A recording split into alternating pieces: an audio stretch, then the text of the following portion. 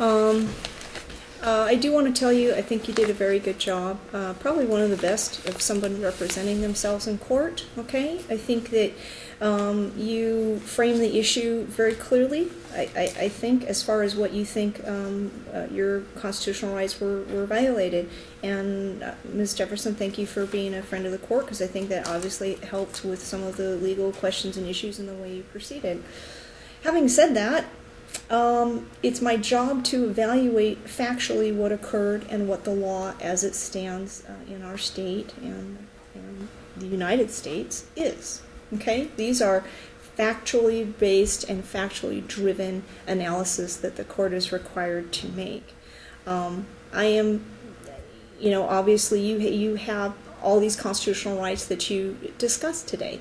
But the question doesn't occur in a vacuum. Your behavior doesn't occur in a vacuum. It is not simply the question of, rolling down your window 3 inches was adequate in your mind to comply with this consensual stop, and you consented to it because you went through it, and you seem to understand the implication of what it means to go through a roadblock that you can see that you have the ability to turn away from. You seem to understand, the legal ramifications of that.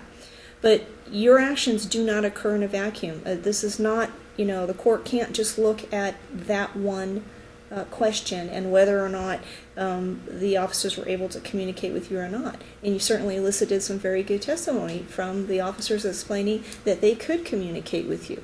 But the point of a roadblock, okay, in the current state of our law is that roadblocks are constitutional.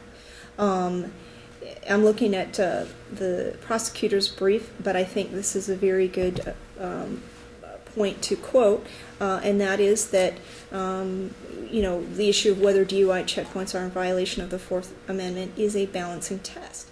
It's not black and white. It's not the window is down 3 inches and that's adequate. It is a sort of ongoing organic thing. Facts arise, and they're very specific to whatever that individual interaction is between you and the police. Further in that quote is that the balance is to balance the state's interest in preventing accidents caused by drunk drivers, the effectiveness of a sobriety checkpoint in achieving that goal, and the level of intrusion on an individual's privacy caused by all checkpoints.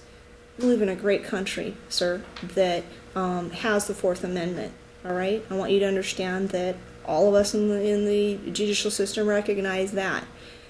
But you're balancing that with an individual's actions when they're going through a lawful checkpoint, which you went through. Rolling down the window to merely communicate is not the point of that roadblock. The roadblock is there to try to prevent drunk drivers on the road. And more information is required, in my mind, than simply to be able to hear you and say yes or no or whatever. So when you roll up on a checkpoint and the officer tells you you need to roll your window down all the way, I believe that that is a lawful command which you did not comply with.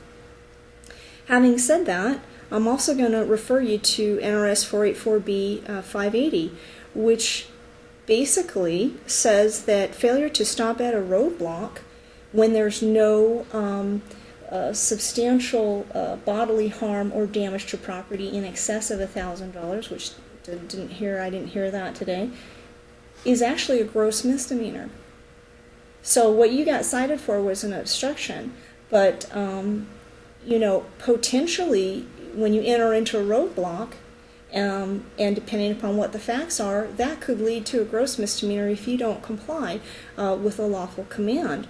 And I'm also going to refer you to 484B.577, which is the authority of a police officer is not limited by the provisions relating to the roadblock.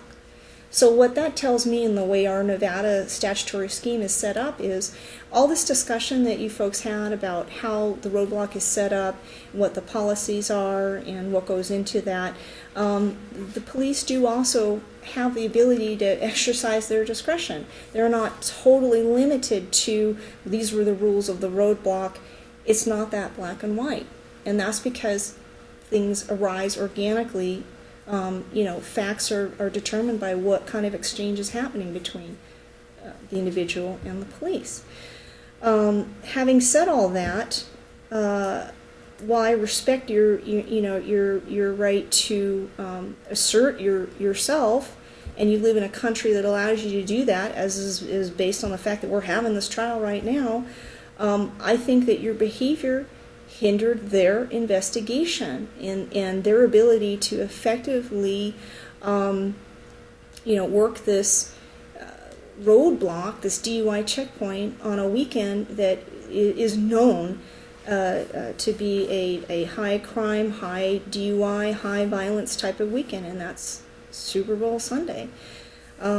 So while I want you to understand that the court appreciates where you're coming from, it isn't this vacuum of solely the question of those 3 inches of the window being rolled down or not. Your actions occur in a much larger scheme. And because of that, I do find you guilty of obstructing this investigation. City, I will entertain recommendations for sentencing, and then I'll ask you, Mr. Stillwell, with respect to that. City. Judge, the city would ask for a fine of $525. Okay. Mr. Stillwell, the city is requesting a fine of $525. Do you have anything to say with respect to that?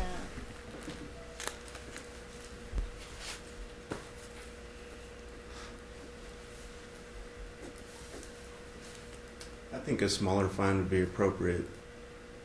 Okay. All right, that's fine, Ms. Jefferson. I know you're trying to advise your client. Mr. Stillwell, I'm going to impose a $500 fine plus court costs. With court costs, what does that come out to?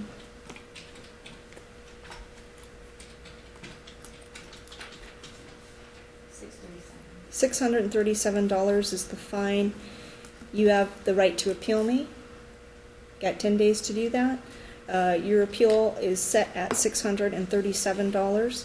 I'm going to give you a status check for your first payment in 30 days. And we can talk about your financial ability to do that. Are you able to make payments each month? I guess, yeah. Okay. I'm going to give you a 30-day status check date. We're going to see if you file an appeal or not. If not, then you need to have at least a first payment made on that day, and then we can talk about how long it takes. Unless, Ms. Jefferson, you think we should just set it out for a regular status check.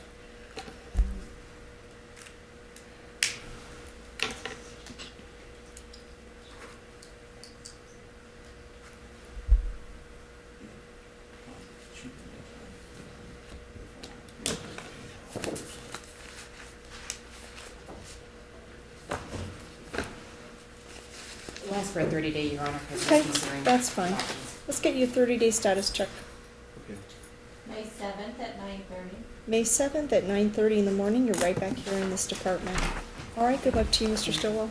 Thank you.